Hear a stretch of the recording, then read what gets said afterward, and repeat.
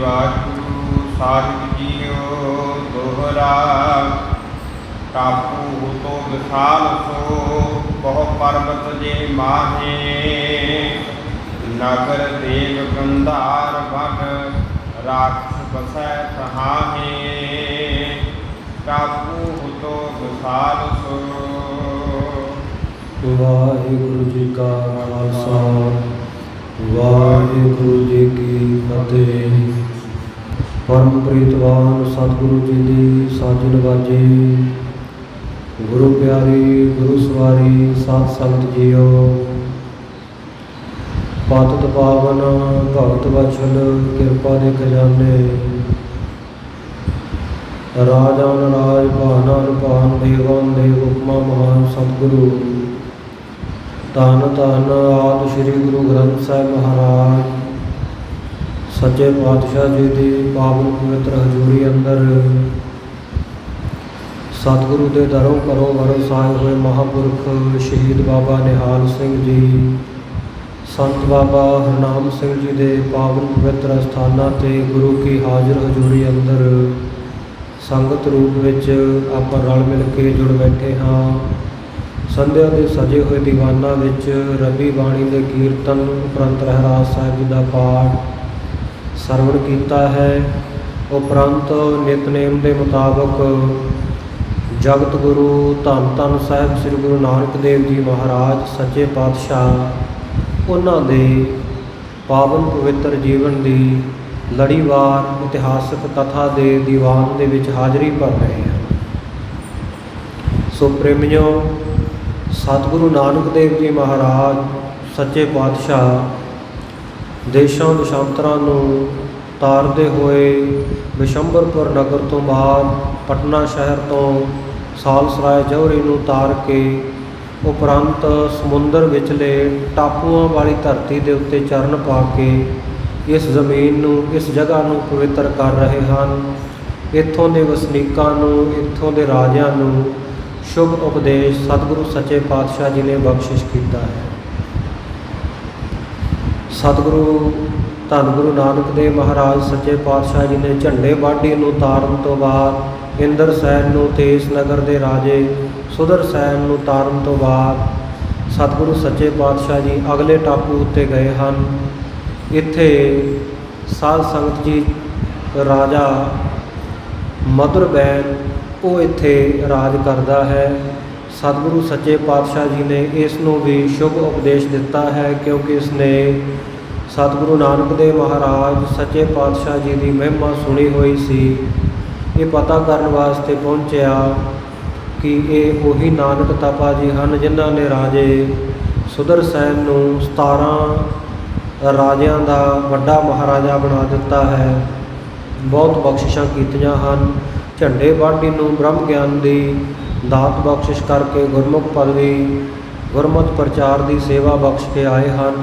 जिस वेले राजे नूं पता लग्या सतगुरु साहिब जी के चरणों के उत्ते ढह पिया, आजिज होके निमाणा होके दीन होके इसने सतगुरु सच्चे पातशाह जी के चरणों में बेनती की, महाराज जिमें आप जी ने झंडे बाढ़ी के उत्ते किरपा की है तरखान के उत्ते और राजे सुदर सैन नूं तारिया है, उसके भाणजे इंद्र सैन नूं तारिया है, इस प्रकार आप जी किरपा करो मेरे ते भी बख्शिश करो।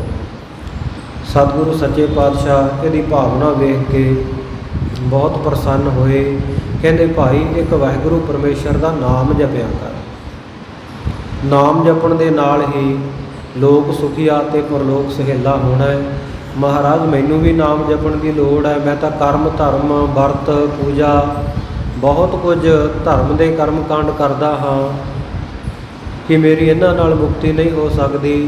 तो सतगुरु ने इहनूं समझाउण वास्ते फिर एक दृष्टांत दिता। कहण लगे राजा जे कोई कागज कलम स्याही दवात लैके उस कागज के उत्ते कलम के नाल सिफर लिखता जाए, 1 लिखे 2 लिखे 4 लिखे 10 लिखे 20 लिखे सारा कागज भर देवे कि उन्हां सिफरां दा कोई मुल हुंदा है? उन्हां सिफरां दा कोई मुल नहीं है। पर जे इन्हां सिफरां दा मुल पाउणा है ਤਾਂ ਇਹਦੇ ਅੱਗੇ ਕਿਸੇ ਸਿਆਣੇ ਪੁਰਖ ਦੇ ਕਹਿਣ 'ਤੇ ਜੇ ਕੋਈ ਏਕਾ ਲਾ ਲਵੇ, ਇੱਕ ਅੰਕ ਲਿਖ ਦੇਵੇ, ਤੇ ਇਹਨਾਂ ਸਿਫਰਾਂ ਦਾ ਵੀ ਮੁੱਲ ਪੈ ਜਾਂਦਾ ਹੈ।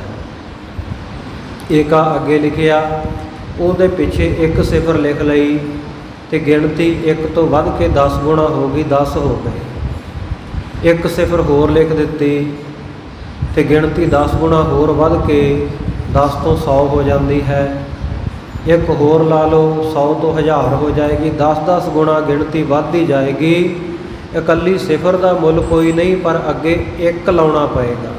ਇਸੇ ਤਰ੍ਹਾਂ ਜਦੋਂ ਇੱਕ ਅਕਾਲ ਪੁਰਖ ਵਾਹਿਗੁਰੂ ਨੂੰ ਗੁਰੂ ਧਾਰਨ ਕੀਤਾ, ਇੱਕ ਦਾ ਨਾਮ ਜਪਿਆ, ਫਿਰ ਤੇਰੇ ਕੀਤੇ ਹੋਏ ਸਾਰੇ ਜਪ ਤਪ ਪੂਜਾ ਦਾਨ ਇਹ ਸਾਰੇ ਸਫਲੇ ਹੋਣਗੇ। ਵਾਹਿਗੁਰੂ ਦੇ ਨਾਮ ਰੂਪੀ ਏਕੇ ਤੋਂ ਬਿਨਾਂ ਇਹ ਕਰਮ ਧਰਮ ਜਿਹੜੇ ਕੀਤੇ ਹੋਏ ਆ, ਜੇ ਇੱਕ ਦੇ ਨਹੀਂ ਬਣੇ, ਇੱਕ ਅਕਾਲ ਪੁਰਖ ਵਾਹਿਗੁਰੂ ਨੂੰ ਗੁਰੂ ਧਾਰਨ ਨਹੀਂ ਕੀਤਾ, ਇੱਕ ਦੇ ਨਾਲ ਜੁੜੇ ਨਹੀਂ, ਤੇ ਸਿਫਰਾਂ ਦੇ ਮਾਤਰ ਹਨ। ਤੇ ਜੇ ਇੱਕ ਦੇ ਨਾਲ ਜੁੜੇ ਹੋਏ ਤੇ ਫਿਰ ਇਹਨਾਂ ਸਿਫਰਾਂ ਦੀ ਵੀ ਕੀਮਤ, ਇਹਨਾਂ ਤੇਰੇ ਕਰਮ ਧਰਮਾਂ ਦੀ ਵੀ ਕੀਮਤ ਪੈ ਜਾਵੇਗੀ। ਇਉਂ ਸਤਿਗੁਰੂ ਸੱਚੇ ਪਾਤਸ਼ਾਹ ਨੇ ਜਦੋਂ ਸ਼ੁਭ ਉਪਦੇਸ਼ ਦਿੱਤਾ, ਰਾਜੇ ਦੇ ਮਨ ਦੇ ਵਿੱਚ ਸ਼ਰਧਾ ਵੱਜੀ, ਸਤਿਗੁਰੂ ਦੇ ਚਰਨਾਂ ਦਾ ਭੌਰਾ ਹੋਇਆ, ਗੁਰੂ ਦਾ ਸਿੱਖ ਹੋਇਆ। ਬੇਨਤੀ ਕਰਕੇ ਸਤਿਗੁਰੂ ਨਾਨਕ ਦੇਵ ਮਹਾਰਾਜ, ਭਾਈ ਬਾਲਾ ਜੀ, ਭਾਈ ਮਰਦਾਨਾ ਜੀ ਤਿੰਨਾਂ ਨੂੰ ਆਪਣੇ ਘਰ ਵਿਖੇ ਲੈ ਗਿਆ। ਮਹਿਲਾਂ ਦੇ ਵਿੱਚ ਸੋਹਣਾ ਪਲੰਘ ਡਾਹਿਆ। ਸੁੰਦਰ ਨਗਰ ਹੈ, ਸੁੰਦਰ ਨਗਰ ਵਿੱਚ ਸੋਹਣੇ ਘਰ ਬਣੇ ਹੋਏ ਹਨ। ਸੋਹਣੇ ਘਰ ਦੇ ਵਿੱਚ ਸੁੰਦਰ ਪਲੰਘੇ ਡਾਹ ਕੇ ਸਤਿਗੁਰੂ ਸਾਹਿਬ ਮਹਾਰਾਜ ਸੱਚੇ ਪਾਤਸ਼ਾਹ ਜੀ ਨੂੰ ਵਿਰਾਜਮਾਨ ਕਰਕੇ ਬਹੁਤ ਸੇਵਾ ਭਾਵਨਾ ਕੀਤੀ। ਸਤਿਗੁਰੂ ਸੱਚੇ ਪਾਤਸ਼ਾਹ ਜੀ ਬਹੁਤ ਦਿਨ ਇੱਥੇ ਰਹੇ। ਹੋਰ ਵੀ ਅਨੇਕਾਂ ਨਗਰ ਦੇ ਲੋਕਾਂ ਨੂੰ ਸਤਿਗੁਰੂ ਸੱਚੇ ਪਾਤਸ਼ਾਹ ਜੀ ਨੇ ਤਾਰਿਆ। ਜਿਸ ਵੇਲੇ ਸਤਿਗੁਰੂ ਸਾਹਿਬ ਨੇ ਇਹ ਇੱਛਾ ਪ੍ਰਗਟ ਕੀਤੀ ਕਿ ਹੇ ਰਾਜਨ, ਹੁਣ ਅਸੀਂ ਇਸ ਜਗ੍ਹਾ ਤੋਂ ਅੱਗੇ ਚਲੇ ਜਾਣਾ ਹੈ। ਸਾਡੇ ਮਨ ਦੇ ਵਿੱਚ ਹੋਰ ਧਰਤੀ ਨੂੰ ਦੇਖਣ ਦੀ, ਹੋਰ ਦੇਸ਼ਾਂ ਨੂੰ ਦੇਖਣ ਦੀ ਤੀਬਰ ਇੱਛਾ ਹੈ। ਹੋਰ ਜਗ੍ਹਾ 'ਤੇ ਵੀ ਜਾਣਾ ਹੈ। ਬਹੁਤ ਸਾਰੀਆਂ ਸੰਗਤਾਂ ਉਡੀਕਦੀਆਂ ਹਨ। ਤਾਂ ਉਸ ਵੇਲੇ ਇਹ ਰਾਜੇ ਨੇ ਬੜਾ ਬੇਬਲ ਹੋ ਕੇ ਬੇਨਤੀ ਕੀਤੀ, ਮਹਾਰਾਜ ਆਪ ਜੀ ਕੁਝ ਦਿਨ ਤਾਂ ਮੈਨੂੰ ਹੋਰ ਸੇਵਾ ਦਾ ਮੌਕਾ ਬਖਸ਼ੋ, ਇੰਨੀ ਜਲਦੀ ਨਾ ਜਾਓ। ਇਹਦੀ ਭਾਵਨਾ ਨੂੰ ਵੇਖ ਕੇ ਸਤਿਗੁਰੂ ਸੱਚੇ ਪਾਤਸ਼ਾਹ ਜੀ ਕੁਝ ਦਿਨ ਹੋਰ ਇਸ ਰਾਜੇ ਦੇ ਕੋਲ ਰਹੇ ਹੈ। ਉਸ ਤੋਂ ਬਾਅਦ ਸਤਿਗੁਰੂ ਸੱਚੇ ਪਾਤਸ਼ਾਹ ਜੀ ਭਾਈ ਬਾਲਾ ਜੀ ਤਥਾ ਭਾਈ ਮਰਦਾਨਾ ਜੀ ਦੇ ਸਹਿਤ ਅਗਾਂਹ ਨੂੰ ਚੱਲ ਪਏ। ਚਲਦੇ ਚਲਦੇ ਸਤਿਗੁਰੂ ਸੱਚੇ ਪਾਤਸ਼ਾਹ ਜੀ ਸਮੁੰਦਰ ਦੇ ਉੱਤੇ ਜਾ ਰਹੇ ਹਨ। ਔਰ ਭਾਈ ਮਰਦਾਨੇ ਦੇ ਨਾਲ, ਭਾਈ ਬਾਲੇ ਦੇ ਨਾਲ ਹਾਸੇ ਖੇਡੇ ਦੇ ਵਚਨ, ਹਾਸ ਵਿਲਾਸ ਸਤਿਗੁਰੂ ਸੱਚੇ ਪਾਤਸ਼ਾਹ ਜੀ ਕਰਦੇ ਕਰਦੇ ਅੱਗੇ ਸਾਧ ਸੰਗਤ ਜੀ ਪਹੁੰਚ ਗਏ ਆ। ਰਸਤੇ ਵਿੱਚ ਜਾਂਦਿਆਂ ਨੂੰ 3 ਦਿਨ ਬਤੀਤ ਹੋ ਗਏ ਆ। ਫਿਰ ਸਾਧ ਸੰਗਤ ਜੀ ਅੱਗੇ ਇੱਕ ਹੋਰ ਟਾਪੂ ਦੇ ਉੱਤੇ, ਇੱਕ ਹੋਰ ਜਜ਼ੀਰੇ ਦੇ ਉੱਤੇ, ਟਾਪੂ ਜਾਂ ਜਜ਼ੀਰਾ ਆਪ ਜੀ ਨੂੰ ਪਤਾ ਹੈ ਕਿ ਸਮੁੰਦਰ ਦੇ ਵਿੱਚ ਜਿੱਥੇ ਕੋਈ ਧਰਤੀ ਹੋਵੇ, ਉੱਚੀ ਜਗ੍ਹਾ ਹੋਵੇ, ਉਹਨੂੰ ਟਾਪੂ ਜਾਂ ਜਜ਼ੀਰਾ ਕਿਹਾ ਜਾਂਦਾ ਹੈ। ਸੋ ਸਤਿਗੁਰੂ ਸੱਚੇ ਪਾਤਸ਼ਾਹ ਜੀ ਇੱਕ ਹੋਰ ਟਾਪੂ ਦੇ ਉੱਤੇ ਪਹੁੰਚੇ ਆ। ਇਸ ਟਾਪੂ ਦੇ ਵਿੱਚ ਇੱਕ ਮਹਾਨ ਹੀ ਨਗਰ ਵਸਦਾ ਹੈ, ਜਿਸ ਨਗਰ ਦਾ ਨਾਮ ਦੇਵ ਗੰਧਾਰ ਹੈ। ਔਰ ਬੜੇ ਪਹਾੜ ਹੀ ਪਹਾੜ, ਪਹਾੜੀ ਇਲਾਕਾ ਹੈ, ਇਸ ਟਾਪੂ ਦੇ ਉੱਤੇ ਹਨ। ਇਸ ਜਗ੍ਹਾ ਦੇ ਉੱਤੇ ਸਤਿਗੁਰੂ ਸੱਚੇ ਪਾਤਸ਼ਾਹ ਪਹੁੰਚੇ ਹਨ। ਇਹ ਸ਼ਹਿਰ ਸਾਰਾ ਰਾਖਸ਼ਾਂ ਦਾ ਸ਼ਹਿਰ ਹੈ। ਰਾਖਸ਼ ਹੀ ਰਾਖਸ਼ ਵਸਦੇ ਹਨ। ਇਹਨਾਂ ਰਾਖਸ਼ਾਂ ਦਾ ਰਾਜਾ ਵੀ, ਉਹ ਵੀ ਇੱਕ ਵੱਡਾ ਦੈਂਤ ਰਾਖਸ਼ ਹੈ, ਜਿਸ ਦਾ ਨਾਮ ਦੇਵਲੂਤ ਹੈ। ਜਿਵੇਂ ਸਤਿਗੁਰੂ ਸੱਚੇ ਪਾਤਸ਼ਾਹ ਜੀ ਇੱਥੇ ਪਹੁੰਚਦੇ ਆ ਔਰ ਪਹੁੰਚ ਕੇ ਜਿਵੇਂ ਕੌਤਕ ਵਰਤਾਉਣਗੇ ਇਹਨਾਂ ਰਾਖਸ਼ਾਂ ਨੂੰ, ਜਿਹੜੇ ਮਨੁੱਖਾਂ ਦਾ ਮਾਸ ਭਖਣ ਕਰਨ ਵਾਲੇ ਸਨ, ਸਿੱਧੇ ਰਸਤੇ ਸਤਿਗੁਰੂ ਸੱਚੇ ਪਾਤਸ਼ਾਹ ਕੌਤਕ ਵਰਤਾ ਕੇ ਪਾ ਰਹੇ ਹਨ। ਆਓ ਬੜੇ ਪਿਆਰ ਦੇ ਸਹਿਤ ਸਤਿਗੁਰੂ ਸਾਹਿਬ ਜੀ ਦੀ ਕਥਾ ਦਾ ਇਤਿਹਾਸ, ਸਤਿਗੁਰੂ ਸਾਹਿਬ ਜੀ ਦਾ ਜੀਵਨ ਇਤਿਹਾਸ ਇਕਾਗਰ ਚਿੱਤ ਹੋ ਕੇ ਪਿਆਰ ਦੇ ਸਹਿਤ ਸਰਵਣ ਕਰੀਏ। ਨਾਮ ਸ੍ਰੀ ਵਾਹਿਗੁਰੂ ਸਾਹਿਬ ਜੀ ਦੋਹਰਾ, ਟਾਪੂ ਤੋਂ ਵਿਸਾਲ ਸੋ ਇਹ ਜਿਹੜਾ ਟਾਪੂ ਹੈ ਬਹੁਤ ਵਿਸ਼ਾਲ ਹੈ, ਬਹੁਤ ਵੱਡਾ ਟਾਪੂ ਹੈ। ਨਗਰ ਦੇਵ ਗੰਧਾਰ ਬੜ ਰਾਖਸ਼ ਬਸੈ ਤਹਾਨੇ। ਅੱਧੀ ਤੁਕ ਪਹਿਲੇ ਪੰਕਤੀ ਵਾਲੀ ਪੜੋ। ਟਾਪੂ ਹੁਤੋ ਬਸਾਲ ਸੋ ਬਹੁ ਪਰਬਤ ਜਿਹ ਮਾਹੇ। ਹਾਂ, ਇਹ ਜਿਹੜਾ ਬਹੁਤ ਵੱਡਾ ਟਾਪੂ ਜਜ਼ੀਰਾ ਹੈ, ਸੋ ਇਸ ਦੇ ਉੱਤੇ ਬਹੁਤ ਸਾਰੇ ਪਹਾੜ ਹਨ, ਬੜਾ ਪਹਾੜੀ ਇਲਾਕਾ ਹੈ। ਨਗਰ ਦੇਵ ਗੰਧਾਰ ਇਸ ਨਗਰ ਦਾ ਨਾਮ ਦੇਵਗੰਧਾਰ ਹੈ। ਵਣ ਰਾਖਸ਼ ਤਸੈ ਤਹਾਹੇ। ਬਹੁਤ ਵੱਡੇ ਵੱਡੇ ਰਾਖਸ਼ ਇਸ ਦੇਵਗੰਧਾਰ ਨਗਰ ਦੇ ਵਿੱਚ ਵਸਦੇ ਹਨ। ਚੌਪਈ ਇੱਕ ਇੱਕ ਨਿਕਟ ਥਾਨ ਰਮਨੀਕਾ। ਸੋ ਇੱਕ ਪਹਾੜ ਦੇ ਨੇੜੇ ਬਹੁਤ ਹੀ ਰਮਣੀਕ ਸੁੰਦਰ ਸ਼ੋਭਾ ਵਾਲੀ ਜਗ੍ਹਾ ਦੇਖ ਕੇ ਬੈਠੇ ਤਹ ਬੇਦੀ ਕੁਲ ਟੀਕਾ। ਬੇਦੀ ਕੁਲ ਦੇ ਟਿੱਕਾ ਰੂਪ, ਬੇਦੀ ਕੁਲ ਦੇ ਸਰਮੌਰ ਸਤਿਗੁਰੂ ਨਾਨਕ ਦੇਵ ਜੀ ਮਹਾਰਾਜ ਇਸ ਜਗ੍ਹਾ ਦੇ ਉੱਤੇ ਵਿਰਾਜ ਗਏ। ਦੋਏ ਮਹੂਰਤ ਬੀਤੇ ਜਬ ਹੀ। ਜਦੋਂ ਬੈਠਿਆਂ ਨੂੰ 2 ਮੁਹੂਰਤ 4 ਘੜੀਆਂ ਦਾ ਸਮਾਂ ਬਤੀਤ ਹੋ ਗਿਆ। ਮੁਹੂਰਤ 2 ਘੜੀਆਂ ਦਾ ਹੁੰਦਾ ਹੈ, 4 ਘੜੀਆਂ ਦਾ 2 ਮੁਹੂਰਤਾਂ ਦਾ ਸਮਾਂ ਜਦੋਂ ਬਤੀਤ ਹੋਇਆ, ਬੋਲੋ ਮਰਦਾਨਾ ਬਚ ਤਬ ਹੀ। ਉਸ ਵੇਲੇ ਭਾਈ ਮਰਦਾਨਾ ਜੀ ਨੇ ਬਚਨ ਬੋਲੇ, ਪਰਬਤ ਬਹੁ ਇੱਕ ਟਾਪੂ ਮਾਹੀ। हे ਮਹਾਰਾਜ, ਇਸ ਟਾਪੂ ਦੇ ਉੱਤੇ, ਇਸ ਜਜ਼ੀਰੇ ਦੇ ਉੱਤੇ ਬਹੁਤ ਸਾਰੇ ਪਰਬਤ ਪਹਾੜ ਹਨ। ਬਸੈ ਨਗਰ ਕੈਤੋ ਬਿਆ ਨਾਹੀ। ਮਹਾਰਾਜ, ਕੀ ਇੱਥੇ ਕੋਈ ਨਗਰ ਵੀ ਵਸਦਾ ਹੈ ਜਾਂ ਸਿਰਫ ਪਹਾੜ ਹੀ ਹਨ? ਇਸ ਸਥਾਨ ਭਿਆਨਕ ਦੇਖਾ। ਮਹਾਰਾਜ, ਇਹ ਸਥਾਨ ਜਿਹੜਾ ਬੜਾ ਭਿਆਨਕ ਜਾਂ ਭੈ ਭੀਤ ਕਰਨ ਵਾਲਾ ਦੇਖਿਆ ਹੈ। ਕਹਿ ਕੇ ਇਹਾਂ ਉਜਾਰ ਬਛੇਖਾ। ਮਹਾਰਾਜ ਸੱਚੇ ਪਾਤਸ਼ਾਹ, ਜਿੱਥੇ ਕਿਤੇ ਵੀ ਦੇਖਦੇ ਆ, ਨਜ਼ਰ ਮਾਰਦੇ ਆ, ਹਰ ਪਾਸੇ ਉਜਾੜ ਹੀ ਉਜਾੜ ਨਜ਼ਰ ਆ ਰਿਹਾ ਹੈ। ਸ੍ਰੀ ਗੁਰ ਭਣਾ ਜੀਓ ਜੋ ਤੇਰਾ। ਸਤਿਗੁਰੂ ਸੱਚੇ ਪਾਤਸ਼ਾਹ ਜੀ ਕਹਿਣ ਲੱਗੇ, ਮਰਦਾਨਿਆ, ਸਦਾ ਹੀ ਤੇਰਾ ਜਿਹੜਾ ਜੀਅੜਾ ਹੈ, ਸਦਾ ਹੀ ਤੇਰਾ ਚਿੱਤ ਦਿਲ ਨਗਰ ਵਿਖੇ ਨਿਤ ਕਰਤ ਬਸੇਰਾ। ਨਗਰਾਂ ਦੇ ਵਿੱਚ ਹੀ ਵਾਸਾ ਕਰਦਾ ਤੇਰਾ ਦਿਲ। ਜਿੱਥੇ ਜਾਂਦੇ ਆ ਉੱਥੇ ਤੂੰ ਕਹਿਣਾ ਮੈਂ ਨਗਰ ਵਿੱਚ ਜਾਣਾ ਹੈ। ਇਸ ਕਰਕੇ ਆ ਪਹਾੜਾਂ ਵਿੱਚੋਂ ਵੀ ਤੂੰ ਨਗਰ ਲੱਭ ਰਿਹਾ ਹੈ। ਗੁਰ ਕੋ ਬੂਝੈ ਜਾਵੈ ਜਿਹਵਾ। ਜਿੱਥੇ ਜਿੱਥੇ ਵੀ ਜਾਣਾ ਉੱਥੇ ਜਾ ਕੇ ਪੁੱਛਦਾ, ਮਹਾਰਾਜ ਆ ਕਿਹੜਾ ਨਗਰ ਹੈ, ਮੈਂ ਨਗਰ ਵਿੱਚ ਜਾ ਆਵਾਂ। ਦੂਸ਼ਣ ਕਰਨਾ ਵੈਸੇ ਹੀ ਕਹਿਵਾ। ਕਿਸੇ ਵੀ ਜਗ੍ਹਾ ਦੇ ਉੱਤੇ ਮਰਦਾਨਿਆਂ ਤੂੰ ਤੂਸ਼ਣ ਕਰਕੇ ਚੁੱਪ ਕਰਕੇ ਨਹੀਂ ਬੈਠਦਾ। ਸ੍ਰੀ ਪ੍ਰਭ ਮੁਝ ਕੋ ਸੁਦਾ ਬਸਾਲਾ। ਉਸ ਵੇਲੇ ਭਾਈ ਮਰਦਾਨਾ ਕਹਿਣ ਲੱਗਾ, ਮਹਾਰਾਜ ਮੈਂ ਕੀ ਕਰਾਂ, ਮੈਨੂੰ ਭੁੱਖ ਹੀ ਬਹੁਤ ਲੱਗਦੀ ਹੈ। ਬਿਨ ਆਹਾਰ ਤੇ ਭਇਓ ਬਿਹਾਲਾ। ਬਿਨਾਂ ਆਹਾਰ ਤੋਂ, ਬਿਨਾਂ ਭੋਜਨ ਤੋਂ ਮੈਂ ਬੇਹਾਲ ਹੋ ਜਾਂਦਾ ਹਾਂ, ਬੜਾ ਮੇਰਾ ਮੰਦਾ ਹਾਲ ਹੁੰਦਾ ਹੈ। ਤੀਨ ਦਿਵਸ ਬਿਨ ਅਸਨ ਬਤਾਏ। ਮਹਾਰਾਜ ਸੱਚੇ ਪਾਤਸ਼ਾਹ 3 ਦਿਨ ਹੋ ਗਏ ਆਪਾਂ ਨੂੰ ਤੁਰੇ ਆਉਂਦਿਆਂ ਨੂੰ, ਬਿਨਾਂ ਭੋਜਨ ਤੋਂ ਹੀ ਮੈਂ ਬਤੀਤ ਕੀਤੇ ਹਨ। ਅਬ ਦੂਜੇ ਮੈਂ ਇਥਾਂ ਆਏ। ਮਹਾਰਾਜ ਹੁਣ ਇੱਥੇ ਆ ਕੇ ਆਪ ਜੀ ਤੋਂ ਪੁੱਛਿਆ ਹੈ। ਸਾਹਿਬ ਕੋ ਪੈ ਕਰੀਏ ਔਰ ਮੈਂ। ਸਤਿਗੁਰੂ ਸੱਚੇ ਪਾਤਸ਼ਾਹ ਨੂੰ ਮਰਦਾਨਾ ਕਹਿਣ ਲੱਗਾ, ਕਹਿੰਦਾ ਮਹਾਰਾਜ ਕੁਝ ਰੱਬ ਦਾ ਡਰ ਭਾਉ ਰੱਖਿਆ ਕਰੋ ਤੁਸੀਂ ਵੀ। ਕਹਿਤ ਮੁਝੇ ਤਬ ਮਨ ਬਸ ਪੁਰ ਮੈਂ। ਤੁਸੀਂ ਮੈਨੂੰ ਆ ਮਖੌਲ ਜਿਹਾ ਕਰਕੇ, ਮੈਨੂੰ ਆ ਤਰਕ ਜੀ ਮਾਰ ਕੇ ਕਹਿੰਦੇ ਹੋ ਕਿ ਤੇਰਾ ਮਨ ਸਦਾ ਹੀ ਨਗਰਾਂ ਸ਼ਹਿਰਾਂ ਵਿੱਚ ਵਸਦਾ ਹੈ।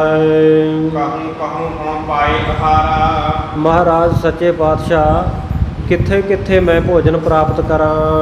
ਹਟ ਕਰ ਫਿਰੋ ਤੁਮਾਰ ਸੰਗਾਰਾ। ਕਿਉਂਕਿ ਜਿੱਦ ਕਰਕੇ, ਹਠ ਕਰਕੇ, ਮਨ ਨੂੰ ਮਾਰ ਕੇ ਤਾਂ ਮੈਂ ਤੁਹਾਡੇ ਨਾਲ ਤੁਰਿਆ ਫਿਰਦਾ ਹਾਂ।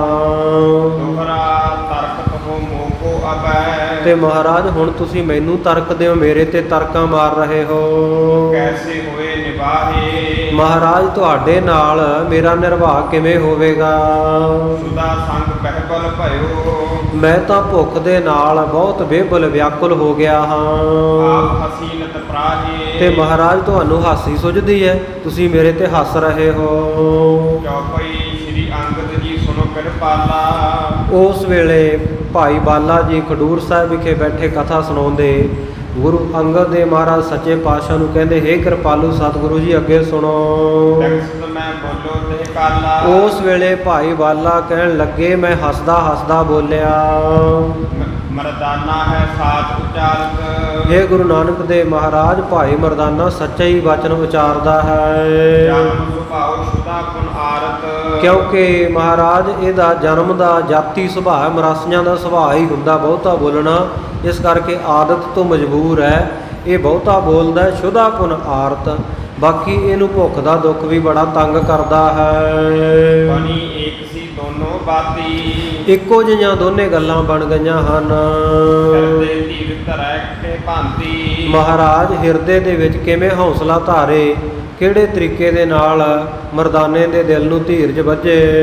ਸ੍ਰੀ ਗੁਰੂ ਕਹੈ ਸੁਨੋ ਮਰਦਾਨਾ, ਸਤਿਗੁਰੂ ਨਾਨਕ ਦੇਵ ਜੀ ਕਹਿਣ ਲੱਗੇ, ਸੁਣ ਭਾਈ ਮਰਦਾਨੇ, ਇਹ ਪਰ ਕੌਡੇ ਕੀਰ ਸਮਾਨਾ। ਇਹ ਜਿਹੜਾ ਨਗਰ ਆ ਨਾ ਪਹਾੜਾਂ ਦੇ ਵਿੱਚ ਵਸਦਾ, ਤੂੰ ਜਾਣ ਨੂੰ ਤਾਂ ਕਹਿ ਰਿਹਾ ਵੀ ਇੱਥੇ ਨਗਰ ਦੱਸ ਦਿਓ ਕਿੱਥੇ ਆ, ਮੈਂ ਭੋਜਨ ਛਕ ਆਵਾਂ, ਪਰ ਕਹਿੰਦੇ ਚੇਤੇ ਰੱਖ ਜਿਵੇਂ ਕੌਡੇ ਰਾਖਸ਼ ਨੇ ਤੈਨੂੰ ਫੜਿਆ ਸੀ ਨਾ, ਉਹੇ ਜਿਹਾ ਨਗਰ ਹੈ ਇਹ ਵੀ। ਤਪਤ ਕਰਾਹੇ ਮਹਿ ਜਿਨ ਪਾਇਓ, ਤੈਨੂੰ ਯਾਦ ਹੋਣਾ ਤਪਦੇ ਕੜਾਹੇ ਵਿੱਚ ਜਿਸ ਕੌਡੇ ਰਾਖਸ਼ ਨੇ ਤੈਨੂੰ ਪਾ ਲਿਆ ਸੀ। ਸ੍ਰੀ ਕਰਤਾਰ ਹੈ ਤੋਹੇ ਬਚਾਇਓ, ਔਰ ਉਸ ਵੇਲੇ ਤੈਨੂੰ ਕਰਤਾਰ ਕਰਤਾ ਪੁਰਖ ਵਾਹਿਗੁਰੂ ਨੇ ਹੱਥ ਦੇ ਕੇ ਬਚਾਇਆ।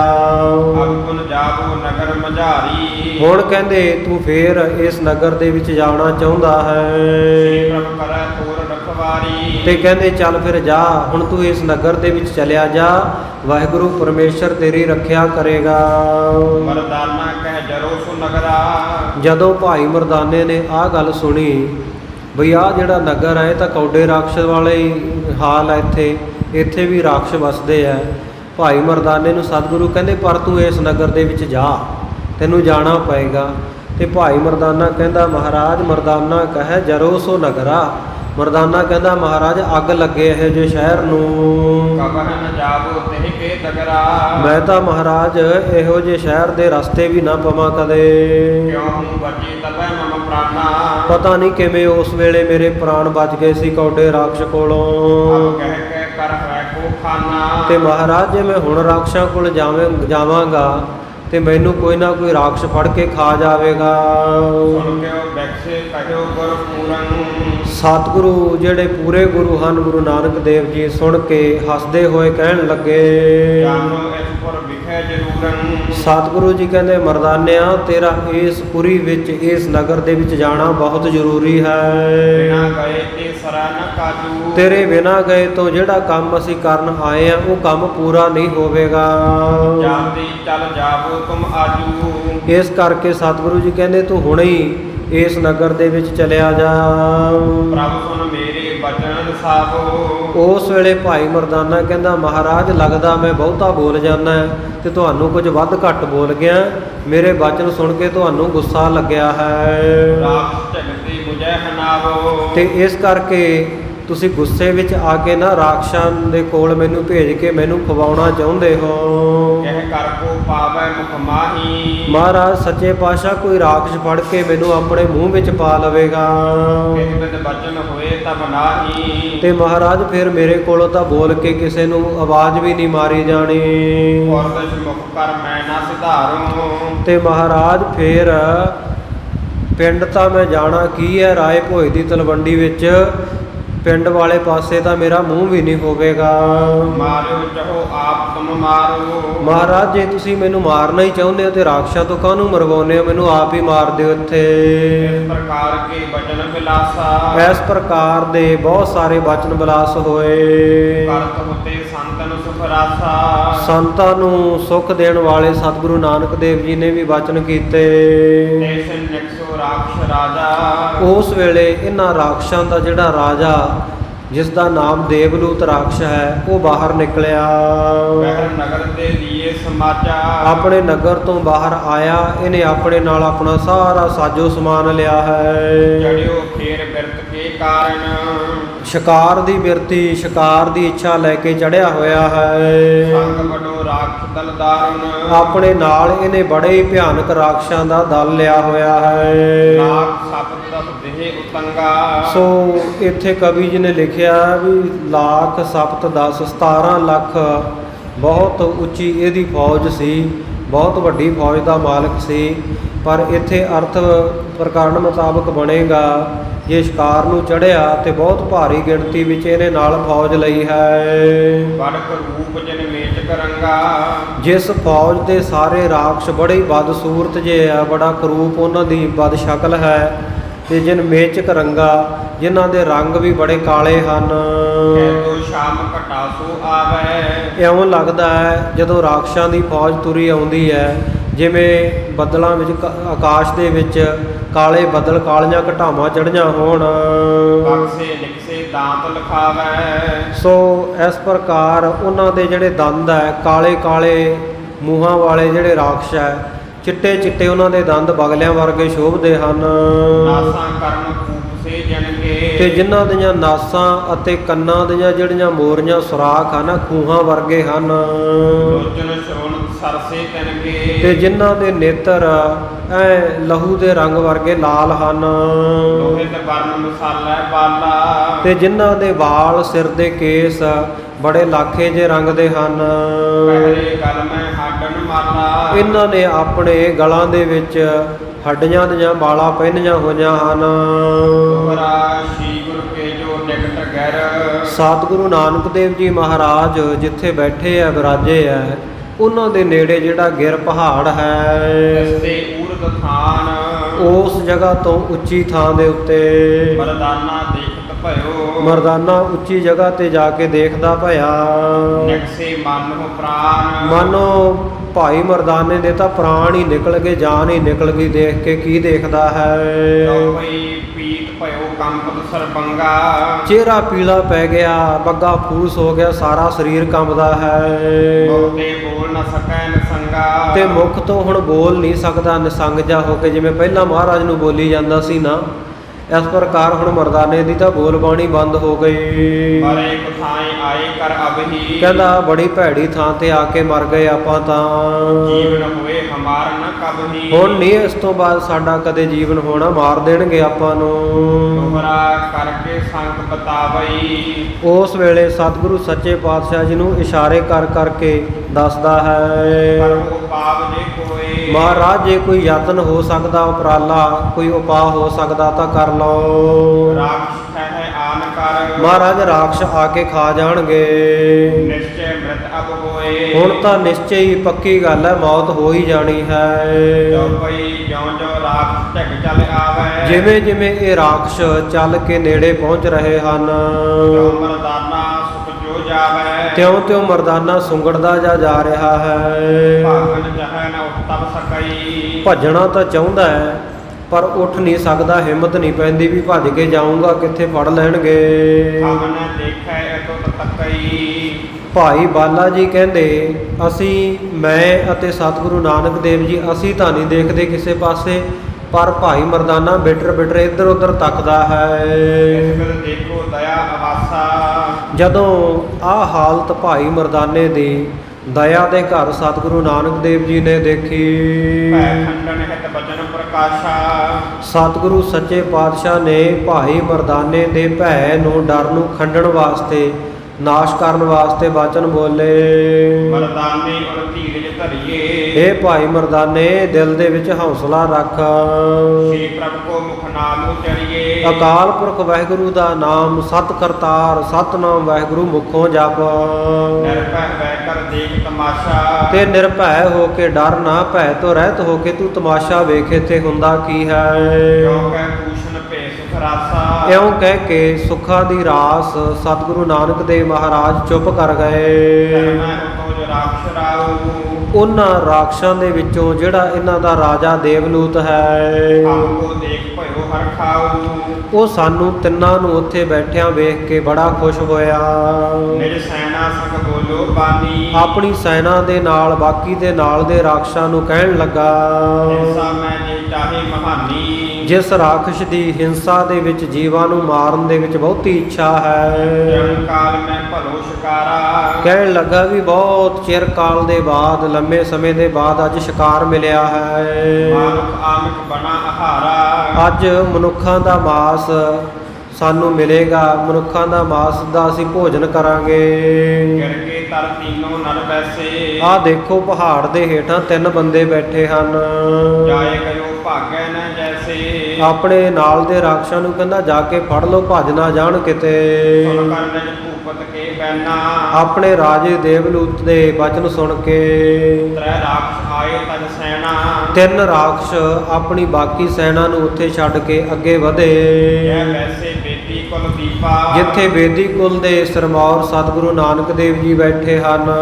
ਜਬ ਹੀ ਪਹੁੰਚੇ ਆਨ ਸਮੀਪਾ। ਜਦੋਂ ਇਹ 3 ਰਾਖਸ਼ ਸਤਿਗੁਰੂ ਸਾਹਿਬ ਜੀ ਦੇ ਕੋਲ ਆ ਪਹੁੰਚੇ, ਦੈਸ਼ਨ ਅੰਧ ਭਏ ਮਤ ਮੂਢੇ। ਉਸ ਵੇਲੇ ਕਰਤਾਰ ਦੀ ਕੁਦਰਤ ਸਤਿਗੁਰੂ ਨਾਨਕ ਦੇਵ ਮਹਾਰਾਜ ਜੀ ਦਾ ਚੋਜ ਐਸਾ ਵਰਤਿਆ, ਇਹ 3 ਰਾਖਸ਼ ਅੰਨੇ ਹੋ ਗਏ, ਇਹਨਾਂ ਨੂੰ ਦਿਖਾਈ ਦੇਣਾ ਬੰਦ ਹੋ ਗਿਆ। ਚਰਨ ਪੰਥ ਨੇ ਪਾਵੈ ਢੂੰਡੇ। ਰਸਤੇ ਦੇ ਉੱਤੇ ਚੱਲਦੇ ਆ ਪਰ ਇਹਨਾਂ ਨੂੰ ਰਸਤਾ ਲੱਭਦਾ ਨਹੀਂ, ਇੱਧਰ ਉੱਧਰ ਡਿੱਗ ਡੋਲੇ ਖਾਂਦੇ ਹਨ। ਐਤਤ ਵਿਚਰਤ ਸੂਝਤ ਨਾਹੀ। ਇੱਧਰ ਉੱਧਰ ਨੂੰ ਤੁਰਦੇ ਫਿਰਦੇ ਆ, ਰਸਤਾ ਇਹਨਾਂ ਨੂੰ ਪਤਾ ਨਹੀਂ ਲੱਗ ਰਿਹਾ ਕਿਉਂਕਿ ਅੰਨੇ ਹੋ ਗਏ ਹਨ। ਤਨ ਕੋ ਦੇਖ ਪ੍ਰਭੂ ਬਿਕਸਾਹੀ। ਇਹਨਾਂ ਨੂੰ ਦੇਖ ਕੇ ਸਤਿਗੁਰੂ ਨਾਨਕ ਦੇਵ ਜੀ ਹੱਸ ਪਏ। ਹਟ ਜਬ ਗਮਨੇ ਪਾਸ਼ਲ ਓਰਾ। ਜਦੋਂ ਇਹ ਰਾਖਸ਼ ਸਤਿਗੁਰੂ ਜੀ ਵੱਲ ਆਉਣ ਤੋਂ ਪਿਛਾਂਹ ਨੂੰ ਹਟੇ, ਪਿੱਛੇ ਮੁੜੇ, ਦੀਸਨ ਲੱਗਿਓ ਤਬੈ ਤਨ ਥੋਰਾ। ਫਿਰ ਇਹਨਾਂ ਨੂੰ ਥੋੜਾ ਥੋੜਾ ਦਿਖਾਈ ਦੇਣਾ ਸ਼ੁਰੂ ਹੋ ਗਿਆ।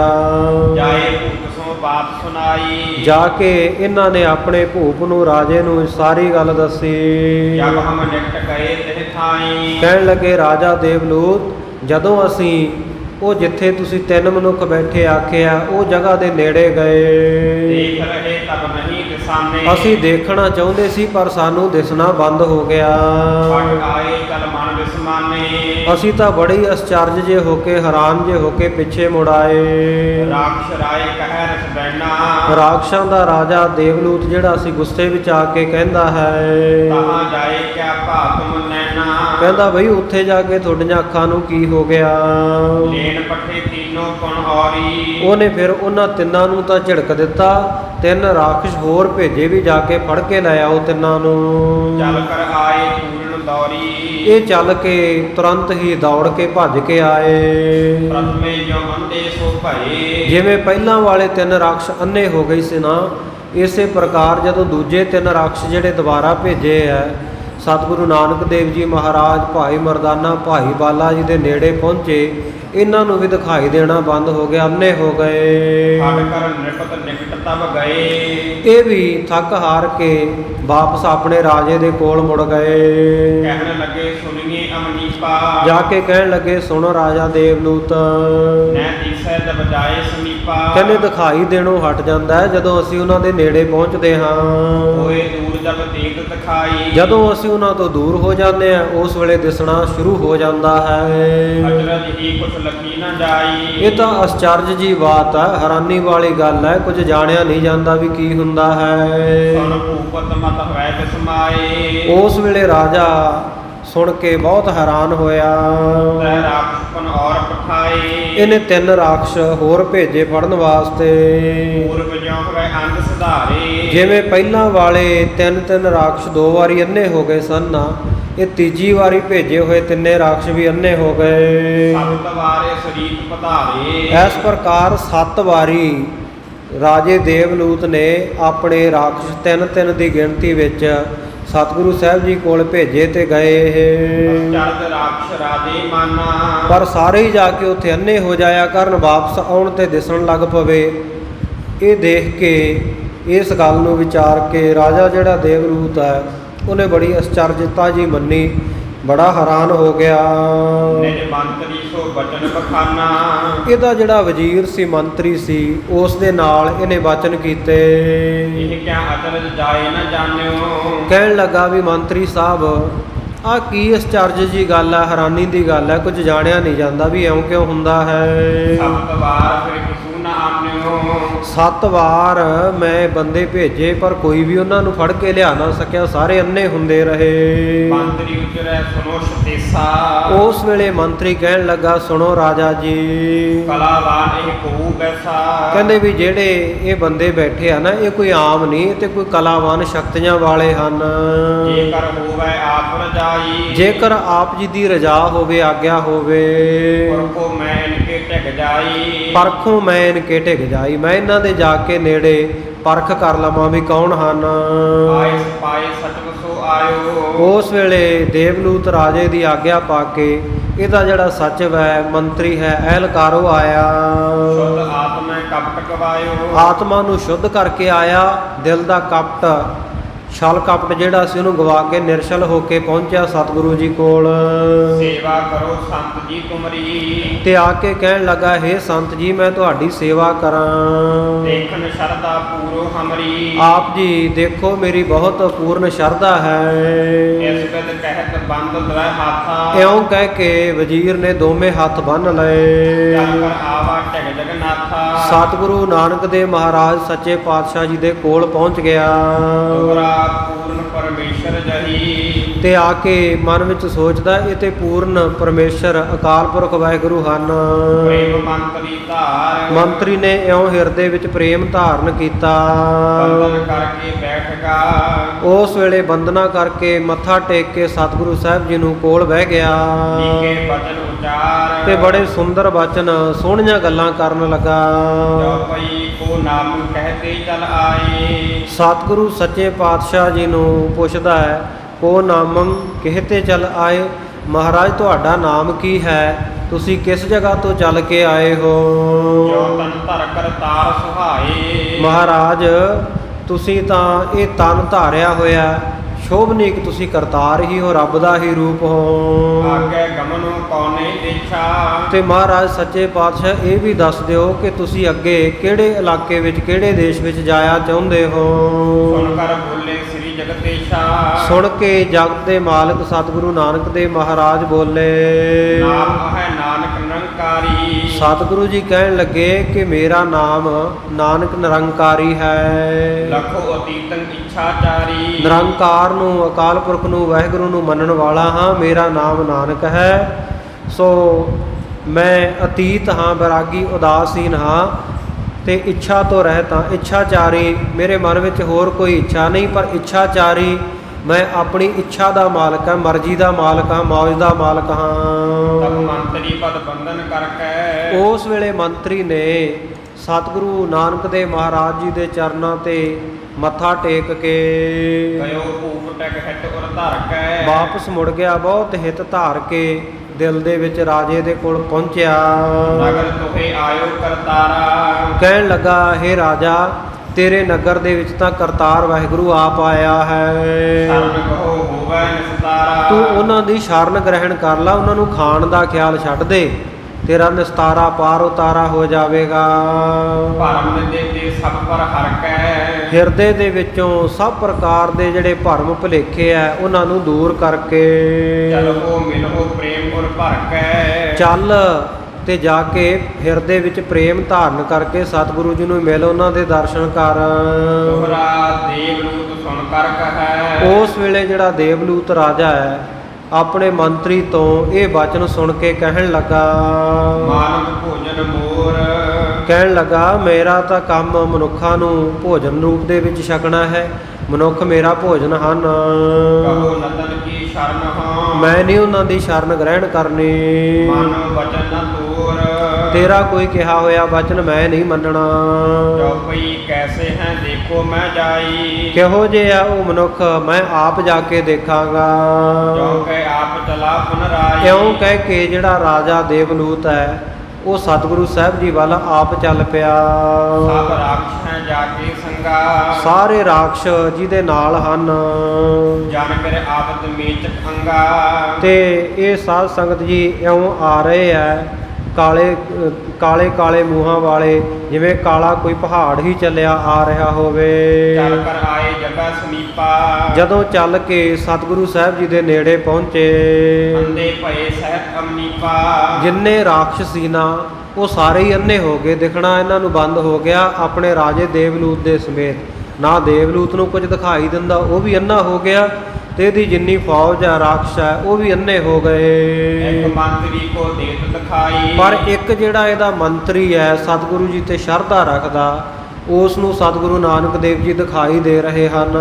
ਔਰ ਫਰੈ ਭੁੱਲੇ ਤਿਹ ਠਾਈ। ਬਾਕੀ ਸਾਰੇ ਭੁੱਲੇ ਹੋਏ ਭਟਕੇ ਹੋਏ ਫਿਰਦੇ ਹਨ ਉੱਥੇ। ਤਬੈ ਸਤਮਨੈ ਗਿਰਾ ਉਚਾਰੀ। ਉਸ ਵੇਲੇ ਜਿਹੜਾ ਵਜ਼ੀਰ ਸੀ ਉਹਨੇ ਬਾਣੀ ਬੋਲੀ, ਬਚਨ ਆਖੇ। ਕਿਆ ਭੂਪਤ ਸੁਤ ਅਹੈ ਤੁਮਾਰੀ। ਕਹਿਣ ਲੱਗਾ हे ਰਾਜੇ ਦੇਵਲੂਤ ਤੇਰੀ ਆ ਕੀ ਖਬਰਸਾਰ ਹੈ। ਤੇ ਚਲਤ ਨ ਜਾਵੋ ਭੁੱਲੇ। ਕੀ ਹਾਲਤ ਜੀ ਤੇਰੀ ਬਣੀ ਹੋਈ ਹੈ, ਸਿੱਧਾ ਨਹੀਂ ਚੱਲਦਾ, ਭੁੱਲਿਆ ਹੋਇਆ ਕਿੱਧਰ ਤੁਰਿਆ ਫਿਰਦਾ ਹੈ। ਅਜੋ ਪੇ ਹੋ ਮੋਹਿ ਅਨਕੂਲੇ। ਕਹਿੰਦੇ ਹਲੇ ਵੀ ਮੇਰੀ ਗੱਲ ਮੰਨ ਲੈ, ਮੇਰੇ ਅਨੁਕੂਲ ਹੋ ਜਾ, ਮੇਰਾ ਅਨੁਸਾਰੀ ਹੋ ਜਾ। ਜਿਵੇਂ ਮੈਂ ਕਹਿਣਾ ਵੀ ਸਤਿਗੁਰੂ ਦੀ ਸ਼ਰਨ ਗ੍ਰਹਿਣ ਕਰ ਲੈ, ਇਹ ਗੱਲ ਨੂੰ ਮੰਨ ਲੈ। ਭੈ ਕਰ ਡਰ ਕੋ ਰਾਖਸ਼ ਰਾਜਾ। ਉਸ ਵੇਲੇ ਰਾਖਸ਼ਾਂ ਦਾ ਜਿਹੜਾ ਰਾਜਾ ਦੇਵਲੂਤ ਹੈ ਬਹੁਤ ਇਹ ਭੈ ਭੀਤ ਹੋ ਕੇ ਡਰ ਗਿਆ। ਬੋਲੋ ਬਚਨ ਧਰੇ ਬਹੁ ਲਾਜਾ। ਉਸ ਵੇਲੇ ਆਪਣੇ ਮੁਖੋਂ ਇਹਨੇ ਸ਼ਰਮਸ਼ਾਰ ਜਾ ਹੋ ਕੇ ਬਚਨ ਆਖੇ। ਹੇ ਮੰਤਰੀ ਜੈਸਾ ਤੂੰ ਕਹੀ। ਕਹਿਣ ਲੱਗਾ ਵਜ਼ੀਰ ਸਾਹਿਬ ਜਿਸ ਤਰ੍ਹਾਂ ਤੂੰ ਕਹਿੰਦਾ ਹੈ ਤੈਸੋ ਹੀ ਪੂਰਨ ਇਹੋ ਅਹੀ। ਇਹ ਸਤਿਗੁਰੂ ਨਾਨਕ ਦੇਵ ਜੀ ਤਾਂ ਉਸੇ ਪ੍ਰਕਾਰ ਦੇ ਪੂਰਨ ਹਨ। ਦੋਹਰਾ ਅਬ ਮੁਝ ਦਰਸ਼ਨ ਦੇਹੇ। ਕਹਿਣ ਲੱਗਾ ਕਿ ਹੁਣ ਮੈਨੂੰ ਜੇ ਇਹ ਦਰਸ਼ਨ ਦੇ ਦੇਣ ਚਰਨ ਸ਼ਰਨ ਹੋ ਆਓ। ਮੈਂ ਇਹਨਾਂ ਦੀ ਚਰਨ ਸ਼ਰਨ ਆ ਜਾਵਾਂਗਾ। ਧਰ ਸ਼ਰਧਾ ਸੇਵਾ ਕਰੋ। ਬੜੀ ਸ਼ਰਧਾ ਧਾਰ ਕੇ ਮੈਂ ਇਹਨਾਂ ਦੀ ਸੇਵਾ ਕਰਾਂਗਾ ਸਦਾ ਜਪੋ ਤਿਨ ਨਾਮ। ਤੇ ਸਦਾ ਹੀ ਹਮੇਸ਼ਾ ਹੀ ਇਹਨਾਂ ਦਾ ਨਾਮ ਜਪਾਂਗਾ। ਜੋ ਕੋਈ ਦੀਨ ਭਇਓ ਨਟ ਸਤਿ ਵਿਚਾਰਾ। ਜਿਸ ਵੇਲੇ ਇਹਦੇ ਮੰਤਰੀ ਨੇ ਮਨ ਵਿੱਚ ਵਿਚਾਰਿਆ ਕਿ ਰਾਜਾ ਤਾਂ ਬੜਾ ਦੀਨ ਜਿਹਾ ਹੋ ਗਿਆ, ਬੜਾ ਨਿਮਰਤਾਵਾਨ ਹੋ ਗਿਆ ਹੈ। ਸ਼ੁੱਧ ਆਤਮੈ ਜਬੈ ਨਿਹਾਰਾ। ਜਦੋਂ ਇਹਨੇ ਦੇਖਿਆ ਕਿ ਇਹਦੀ ਆਤਮਾ ਹੁਣ ਸ਼ੁੱਧ ਹੋ ਚੁੱਕੀ ਹੈ ਤਬ ਗਮਨੋ ਸ੍ਰੀ ਗੁਰੂ ਅਗਾਰੀ। ਉਸ ਵੇਲੇ ਸਤਿਗੁਰੂ ਸਾਹਿਬ ਜੀ ਦੇ ਅੱਗੇ ਜਾ ਪਹੁੰਚਿਆ। ਬੰਦ ਹੱਥ ਤੇ ਬਿਨੈ ਉਚਾਰੀ। ਦੋਵੇਂ ਹੱਥ ਜੋੜ ਕੇ ਸਤਿਗੁਰੂ ਜੀ ਨੂੰ ਨਿਵੇਦਨ ਕੀਤਾ, ਬੇਨਤੀ ਉਚਾਰੀ। ਪੂਰਨ ਪੁਰਖ ਸਦਾ ਅਬਿਨਾਸ਼ੀ। ਇਹ ਮਹਾਰਾਜ ਆਪ ਜੀ ਪੂਰਨ ਪੁਰਖ ਹੋ, ਅਕਾਲ ਪੁਰਖ ਜਿਹੜਾ ਨਾਸ਼ ਤੋਂ ਰਹਿਤ ਹੋ ਉਹੀ ਹੋ। ਗਤਦਾਇਕ ਕਾਟਕ ਜਮ ਫਾਸੀ। ਆਪ ਜੀ ਮਹਾਰਾਜ ਮੁਕਤੀ ਦੇ ਦਾਤੇ ਹੋ, ਸਦਾ ਹੀ ਜਮਾਂ ਦੀਆਂ ਫਾਹੀਆਂ ਨੂੰ ਕੱਟਣ ਵਾਲੇ। ਸੰਤ ਰੂਪ ਸਭ ਕੇ ਸੁਖਦਾਈ। ਮਹਾਰਾਜ ਆਪ ਜੀ ਸੰਤ ਸਰੂਪ ਹੋ, ਸ਼ਾਂਤ ਆਤਮਾ ਹੋ, ਸਭ ਕੇ ਸੁਖਦਾਈ, ਸਭ ਨੂੰ ਸੁੱਖਾਂ ਦੇ ਦਾਤੇ ਹੋ। ਅਬ ਪ੍ਰਤੀਤ ਤੁਮਾਰੀ ਆਈ। ਮਹਾਰਾਜ ਹੁਣ ਤੁਹਾਡੀ ਪ੍ਰਤੀਤੀ ਆ ਗਈ ਹੈ, ਤੁਹਾਡੇ ਤੇ ਵਿਸ਼ਵਾਸ ਨਿਹਚਾ ਯਕੀਨ ਹੋ ਗਿਆ ਹੈ। ਬਿਨ ਪਰ ਮਿਹਰ ਦ੍ਰਿਸ਼ਟ ਨਿਜ ਕੀਜੈ। ਮਹਾਰਾਜ ਆਪ ਜੀ ਕਿਰਪਾ ਕਰੋ, ਆ ਮੇਰੇ ਨਾਲ ਦੇ ਸਾਰੇ ਰਾਖਸ਼ਾਂ ਦੇ ਉੱਤੇ ਮਿਹਰ ਦੀ ਨਿਗਾਹ ਕਰ ਦਈਏ ਪ੍ਰਗਟ ਭੂਪ ਕੋ ਦਰਸ਼ਨ ਦੀਜੈ। ਤੇ ਪ੍ਰਗਟ ਹੋ ਕੇ ਆ ਰਾਜੇ ਨੂੰ ਦੇਵਲੂਤ ਨੂੰ ਦਰਸ਼ਨ ਦਿਓ। ਸੁਣੀ ਕਪਟ ਸਤਿ ਕੀ ਬਾਨੀ। ਜਦੋਂ ਸਤਿਗੁਰੂ ਸੱਚੇ ਪਾਤਸ਼ਾਹ ਨੇ ਛਾਲ ਕਪਟ ਤੋਂ ਰਹਿਤ ਇਹਦੇ ਬੋਲ ਵਜ਼ੀਰ ਦੇ ਸੁਣੇ। ਬਿਨਾਂ ਦੇਖ ਬੋਲੇ ਗੁਣ ਖਾਨੀ। ਇਹਦੀ ਬੇਨਤੀ ਨੂੰ ਸੁਣ ਕਰਕੇ ਸਤਿਗੁਰੂ ਸੱਚੇ ਪਾਤਸ਼ਾਹ ਬੋਲੇ। ਉਪਤ ਲੋਚਨ ਖੋਲੋ ਨੀਕੇ। ਕਹਿਣ ਲੱਗੇ ਹੇ ਰਾਜਾ ਆਪਣੀਆਂ ਅੱਖਾਂ ਖੋਲ। ਦੇਖੋ ਹਮ ਅਹੈ ਨਜੀਕੇ। ਚੰਗੀ ਤਰ੍ਹਾਂ ਅੱਖਾਂ ਖੋਲ ਕੇ ਦੇਖ, ਅਸੀਂ ਤਾਂ ਤੇਰੇ ਨੇੜੇ ਹੀ ਹਾਂ, ਸਾਹਮਣੇ ਹੀ ਹਾਂ। ਸੁਣੀ ਕਾਨ ਮੈਂ ਜਬ ਗੁਰੂ ਬਾਣੀ। ਹੁਣ ਦਿਖਦਾ ਤਾਂ ਨਹੀਂ ਸੀ, ਜਦੋਂ ਸਤਿਗੁਰੂ ਜੀ ਦੇ ਬੋਲ ਬਚਨ ਸਤਿਗੁਰੂ ਦੀ ਬਾਣੀ ਕੰਨਾਂ ਵਿੱਚ ਸੁਣੀ। ਖੁੱਲ ਕੇ ਲੋਚਨ ਭਾ ਤਮ ਹਾਨੀ। ਕੰਨਾਂ ਵਿੱਚ ਸਤਿਗੁਰੂ ਜੀ ਦੇ ਬੋਲ ਪੈਣ ਦੀ ਦੇਰ ਸੀ। ਉਸ ਵੇਲੇ ਇਹਦੇ ਜਿਹੜੇ ਵੱਡੇ ਵੱਡੇ ਨੇਤਰ ਸਨ, ਅੱਖਾਂ ਖੁੱਲ ਗਈਆਂ ਦੇਵਲੂਤ ਦੀਆਂ। ਕਮਲ ਬਦਨ ਕੋ ਜਬ ਹੀ ਦੇਖਾ। ਜਦੋਂ ਸਤਿਗੁਰੂ ਜੀ ਦਾ ਕਮਲ ਵਰਗਾ ਖਿੜਿਆ ਹੋਇਆ ਚਿਹਰਾ ਦੇਖਿਆ, ਦਰਸ਼ਨ ਕੀਤੇ। ਪਰਿਓ ਚਰਨ ਕਰ ਪ੍ਰੇਮ ਬਸੇਖਾ। ਬਹੁਤ ਹੀ ਪ੍ਰੇਮ ਕਰਕੇ ਸਤਿਗੁਰੂ ਸੱਚੇ ਪਾਤਸ਼ਾਹ ਜੀ ਦੇ ਚਰਨੀ ਪੈ ਗਿਆ। ਲੰਕਰ ਕਲਾ ਵਿਸਾਲ ਮਹੀਪਾ। ਇਉਂ ਜਿਹੜਾ ਰਾਜਾ ਸਤਿਗੁਰੂ ਸਾਹਿਬ ਜੀ ਦੀ ਮਹਾਨ ਹੀ ਕਲਾ ਸ਼ਕਤੀ ਨੂੰ, ਅਜ਼ਮਤ ਨੂੰ ਵੇਖ ਕੇ ਬਿਨੈ ਬਖਾਨੀ ਬੈਠ ਸਮੀਪਾ। ਸਤਿਗੁਰੂ ਸਾਹਿਬ ਜੀ ਦੇ ਨੇੜੇ ਬੈਠ ਕੇ ਇਹਨੇ ਬਿਨੈ ਬਖਾਨੀ ਬੇਨਤੀ ਕੀਤੀ। ਕਰੀ ਅਵਗਿਆ ਰਾਵਲ ਜੋ। हे ਮਹਾਰਾਜ ਸੱਚੇ ਪਾਤਸ਼ਾਹ ਆਪ ਜੀ ਨੂੰ ਖਾਣ ਦੀ ਇੱਛਾ ਧਾਰ ਕੇ ਜਿਹੜੀ ਮੈਂ ਆਪ ਜੀ ਦੀ ਆਗਿਆ ਕੀਤੀ, ਨਰਾਦਰੀ ਕੀਤੀ ਹੈ ਪਹਿਲਾਂ, ਕਿਰਪਾ ਧਾਰ ਬਖਸ਼ੋ ਤੁਮ ਸੋ। ਹੁਣ ਆਪ ਜੀ ਕਿਰਪਾ ਧਾਰੋ, ਕਿਰਪਾ ਦੇ ਘਰ ਦੇ ਵਿੱਚ ਆ ਕੇ ਮੈਨੂੰ ਬਖਸ਼ ਦਿਓ ਮੇਰੇ ਉਸ ਗੁਨਾਹ ਗਲਤੀ ਨੂੰ। ਚਲੋ ਨਗਰ ਮੈਂ ਕਰੋ ਬਸੇਰਾ। ਤੇ ਮਹਾਰਾਜ ਆਪ ਜੀ ਚੱਲੋ ਮੇਰੇ ਨਗਰ ਦੇ ਵਿੱਚ ਨਿਵਾਸ ਕਰੋ। ਸਭ ਰਾਖਸ਼ ਤਲ ਲੱਕਰ ਚੇਰਾ। ਮਹਾਰਾਜ ਸਾਰਾ ਜਿਹੜਾ ਇਹ ਰਾਖਸ਼ਾਂ ਦਾ ਦਲ, ਰਾਖਸ਼ਾਂ ਦੀ ਫੌਜ ਹੈ, ਇਹਨੂੰ ਆਪਣੇ ਸੇਵਕ ਜਾਣ ਲਈਏ। ਹੋਏ ਦੀਨ ਪੁਰ ਕੋ ਲੈ ਆਏ। ਇਹ ਬੜਾ ਹੀ ਦੀਨ ਨਿਮਾਣਾ ਨਿਤਾਣਾ ਹੋ ਕੇ ਰਾਜਾ ਦੇਵਲੂਤ, ਇਹਦੇ ਨਾਲ ਦੇ ਰਾਖਸ਼ ਸਤਿਗੁਰੂ ਸਾਹਿਬ ਜੀ ਨੂੰ, ਭਾਈ ਮਰਦਾਨਾ ਜੀ ਨੂੰ ਔਰ ਭਾਈ ਬਾਲਾ ਜੀ ਨੂੰ ਆਪਣੇ ਨਗਰ ਵਿੱਚ ਲੈ ਆਏ। ਸੁੰਦਰ ਮੰਦਰ ਬੀਜ ਬਸਾਏ। ਬਹੁਤ ਹੀ ਸੁੰਦਰ ਘਰ ਦੇ ਵਿੱਚ ਸਤਿਗੁਰੂ ਸੱਚੇ ਪਾਤਸ਼ਾਹ ਜੀ ਨੂੰ ਬਿਠਾਇਆ। ਸੇਵਾ ਕਰਨ ਲੱਗੇ ਮਨ ਭਾਈ। ਇਉਂ ਮਨ ਭਾਉਂਦੀ ਸੇਵਾ ਬੜੀ ਭਾਵਨਾ ਦੇ ਸਹਿਤ ਬੜੀ ਸ਼ਰਧਾ ਧਾਰਨ ਕਰਕੇ ਸਤਿਗੁਰੂ ਸਾਹਿਬ ਜੀ ਦੀ ਸੇਵਾ ਕਰਨ ਲੱਗੇ। ਬਾਰ ਬਾਰ ਬੰਦੈ ਸਰਨਾਈ। ਔਰ ਬਾਰ-ਬਾਰ ਸਤਿਗੁਰੂ ਸੱਚੇ ਪਾਤਸ਼ਾਹ ਜੀ ਨੂੰ ਸਿਰ ਨਿਵਾ ਨਿਵਾ ਕੇ ਬੰਦਨਾ ਕਰਦੇ ਹਨ, ਮੱਥੇ ਟੇਕਦੇ ਹਨ। ਸ੍ਰੀ ਗੁਰੂ ਚਰਨ ਖੇਜ ਸਮ। ਸਤਿਗੁਰੂ ਸਾਹਿਬ ਜੀ ਦੇ ਚਰਨ ਜਿਹੜੇ ਆ ਭਾਈ ਸੰਤੋਖ ਸਿੰਘ ਜੀ ਕਹਿੰਦੇ ਉਹ ਖਗੇਸ਼ ਸਮ, ਜਿਹੜਾ ਵਿਸ਼ਨੂੰ ਭਗਵਾਨ ਦੀ ਅਸਵਾਰੀ ਗਰੁੜ ਹੈ, ਖਗ ਏਸ਼ ਜਾਨਵਰਾਂ ਦਾ ਪੰਛੀਆਂ ਦਾ ਜਿਹੜਾ ਰਾਜਾ ਹੈ ਗਰੁੜ। ਸੋ ਸਤਿਗੁਰੂ ਨਾਨਕ ਦੇਵ ਜੀ ਦੇ ਚਰਨ ਗਰੁੜ ਦੇ ਸਮਾਨ ਹਨ। ਜਾਏ ਸ਼ਰਨ ਤਨ ਕੋਏ। ਜਿਹੜਾ ਵੀ ਕੋਈ ਮਨੁੱਖ ਮਾਤਰ ਪ੍ਰਾਣੀ ਮਾਤਰ ਸਤਿਗੁਰੂ ਨਾਨਕ ਦੇਵ ਜੀ ਦੇ ਚਰਨਾਂ ਦੀ ਸ਼ਰਨ ਵਿੱਚ ਜਾਂਦਾ ਹੈ। ਜਗ ਬੰਧਨ ਅਹਰਾਜ ਸੇ। ਤੇ ਜਗਤ ਦੇ ਬੰਧਨ ਜਿਹੜੇ ਆ ਉਹ ਅਹਰਾਜ ਸੇ। ਅਹਰਾਜ ਸੱਪਾਂ ਦਾ ਰਾਜਾ, ਸੱਪਾਂ ਦੇ ਰਾਜੇ ਸ਼ੇਸ਼ ਨਾਗ ਵਰਗੇ, ਤਸ਼ਕ ਨਾਗ ਵਰਗੇ ਜਗਤ ਦੇ ਬੰਧਨ ਹਨ। ਮੁਕਤੈ ਤਨ ਤੇ ਸੋਏ। ਸੋ ਜਿਹੜੇ ਜਗ ਦੇ ਬੰਧਨ ਸੱਪਾਂ ਵਰਗੇ ਆ, ਬੜੇ ਜ਼ਹਿਰੀਲੇ ਆ, ਬੜੇ ਪਕੜ ਕੇ ਰੱਖਦੇ ਆ, ਬੜਾ ਨੁਕਸਾਨ ਪਹੁੰਚਾਉਣ ਵਾਲੇ ਜਗਤ ਦੇ ਬੰਧਨ ਹਨ। ਕਵੀ ਭਾਈ ਸੰਤੋਖ ਸਿੰਘ ਜੀ ਕਹਿੰਦੇ ਉਹਨਾਂ ਬੰਧਨਾਂ ਤੋਂ ਉਹ ਮਨੁੱਖ ਮੁਕਤ ਹੋ ਜਾਂਦਾ ਜਿਹੜਾ ਸਤਿਗੁਰੂ ਨਾਨਕ ਦੇਵ ਮਹਾਰਾਜ ਸੱਚੇ ਪਾਤਸ਼ਾਹ ਜੀ ਦੇ ਗਰੁੜ ਵਰਗੇ ਚਰਨਾਂ ਦੀ ਸ਼ਰਨ ਗ੍ਰਹਿਣ ਕਰਦਾ ਹੈ। ਸਤਿਗੁਰੂ ਸਾਹਿਬ ਜੀ ਦੇ ਚਰਨ ਗਰੁੜ ਵਰਗੇ ਆ, ਕਿਉਂਕਿ ਗਰੁੜ ਆਪਾਂ ਨੂੰ ਪਤਾ ਹੈ ਗਰੁੜ ਦਾ ਤੇ ਸੱਪ ਦਾ ਆਪਸ ਦੇ ਵਿੱਚ ਬਹੁਤ ਵੈਰ ਹੁੰਦਾ ਹੈ। ਸੱਪ ਜਿਹੜੇ ਆ ਗਰੁੜ ਨੂੰ ਵੇਖ ਕੇ ਡਰ ਜਾਂਦੇ ਆ, ਭੱਜ ਜਾਂਦੇ ਆ, ਦੌੜ ਜਾਂਦੇ ਆ, ਕਿਉਂਕਿ ਗਰੁੜ ਉਹਨਾਂ ਨੂੰ ਮਾਰ ਜੋ ਦਿੰਦਾ। ਸੋ ਇਹ ਕਿਉਂ ਇਹਨਾਂ ਦਾ ਆਪਸ ਵਿੱਚ ਇੰਨਾ ਵੈਰ ਹੈ, ਇਸ ਦੀ ਬਾਬਤ ਸਨਾਤਨ ਮਤ ਦੇ ਗ੍ਰੰਥਾਂ ਦੇ ਵਿੱਚ ਮਹਾਭਾਰਤ ਦੇ ਵਿੱਚ ਇੱਕ ਸਾਖੀ ਆਉਂਦੀ ਆ। ਦਕਸ਼ ਰਾਜਾ ਹੋਇਆ ਇੱਕ, ਇਹਦੀਆਂ 4 ਪੁੱਤਰੀਆਂ ਕਸ਼ਯਪ ਰਿਸ਼ੀ ਨੂੰ ਵਿਆਹੀਆਂ ਹੋਈਆਂ ਸਨ। ਉਹਨਾਂ 4 ਦੇ ਨਾਮ, ਇੱਕ ਦਾ ਨਾਮ ਦਿੱਤੀ ਹੈ, ਦੂਸਰੀ ਦਾ ਨਾਮ ਅਦਿਤੀ ਹੈ, ਤੀਸਰੀ ਦਾ ਨਾਮ ਵਨਿਤਾ ਹੈ ਤੇ ਚੌਥੀ ਦਾ ਨਾਮ ਹੈ ਕਦਰੂ। ਕਸ਼ਯਪ ਰਿਸ਼ੀ ਦੀਆਂ 4 ਘਰ ਵਾਲੀਆਂ। ਔਰ ਐਸੀ ਹੈਰਾਨੀਕੁੰਨ ਜੀ ਇਹ ਸਾਖੀ ਮਹਾਭਾਰਤ ਦੇ ਗ੍ਰੰਥਾਂ ਵਿੱਚ ਆਉਂਦੀ ਹੈ। ਜਦੋਂ ਕੋਈ ਅੱਜ ਦੇ ਜ਼ਮਾਨੇ ਵਿੱਚ ਸੁਣਦਾ ਹੈ ਯਕੀਨ ਕਰਨਾ ਬਹੁਤ ਮੁਸ਼ਕਲ ਜਿਹਾ ਹੁੰਦਾ ਵੀ ਕਿ ਇਸ ਤਰ੍ਹਾਂ ਵੀ ਹੋ ਸਕਦਾ ਹੈ। ਇਹਦੀਆਂ ਜਿਹੜੀਆਂ ਕਸ਼ਯਪ ਰਿਸ਼ੀ ਦੀਆਂ 4 ਘਰ ਵਾਲੀਆਂ, 4 ਦੇ ਉਦਰ ਤੋਂ, 4 ਦੇ ਪੇਟ ਤੋਂ ਵੱਖਰੀ ਵੱਖਰੀ ਸੰਤਾਨ ਪੈਦਾ ਹੋਈ। ਜਿਹੜੀ ਦਿੱਤੀ ਹੈ ਉਹਦੇ ਪੇਟ ਤੋਂ ਦੈਂਤ ਪੈਦਾ ਹੋਏ ਰਾਖਸ਼। ਜਿਹੜੀ ਅਦਿਤੀ ਹੈ ਉਸ ਦੇ ਪੇਟ ਤੋਂ ਦੇਵਤਿਆਂ ਨੇ ਜਨਮ ਲਿਆ। ਤੇ ਇਸੇ ਤਰ੍ਹਾਂ ਕਸ਼ਯਪ ਰਿਸ਼ੀ ਦੀ ਘਰ ਵਾਲੀ ਜਿਹੜੀ ਵਨਤਾ ਹੈ ਇਹਦੇ ਪੇਟ ਤੋਂ ਗਰੁੜ ਨੇ ਜਨਮ ਲਿਆ ਹੈ। ਮਹਾਭਾਰਤ ਵਿੱਚ ਇਹ ਬਚਨ ਆਉਂਦੇ ਆ। ਤੇ ਚੌਥੀ ਜਿਹੜੀ ਕਦਰੂ ਹੈ ਉਹਦੇ ਪੇਟ ਤੋਂ ਕਹਿੰਦੇ ਸੱਪਾਂ ਦਾ ਜਨਮ ਹੋਇਆ, ਸੱਪਾਂ ਨੂੰ ਉਹਨੇ ਜਨਮ ਦਿੱਤਾ ਹੈ। ਸੋ ਇਸ ਪ੍ਰਕਾਰ ਦੀ ਇਹ ਹੈਰਤ ਅੰਗੇਜ਼ ਜੀ ਸਾਖੀ ਆਉਂਦੀ ਆ। ਜਿਸ ਵੇਲੇ ਕਹਿੰਦੇ ਇਹ ਕਸ਼ਯਪ ਰਿਸ਼ੀ ਦੇ ਘਰ ਦੀਆਂ ਜਿਹੜੀਆਂ ਇਹ 4 ਔਰਤਾਂ ਵੱਖੋ ਵੱਖਰੇ ਤਰ੍ਹਾਂ ਦੇ ਇਹਨਾਂ ਨੇ ਬੱਚਿਆਂ ਨੂੰ ਜਨਮ ਦਿੱਤਾ। ਤਾਂ ਜਿਹੜੀ ਅਦਿਤੀ ਆ ਨਾ, ਉਹ ਇੱਕ ਦਿਨ ਆਪਣੀ ਭੈਣ ਨੂੰ, ਆਪਣੀ ਸੌਂਕਣ ਨੂੰ ਕਹਿਣ ਲੱਗੀ, ਕਦਰੂ ਨੂੰ, ਕਹਿੰਦੀ ਵੀ ਜਿਹੜੇ ਸੂਰਜ ਦਾ ਸਤਮੁਖੀਆ ਘੋੜਾ ਨਾ ਉਹਦਾ ਰੰਗ ਚਿੱਟਾ ਹੁੰਦਾ।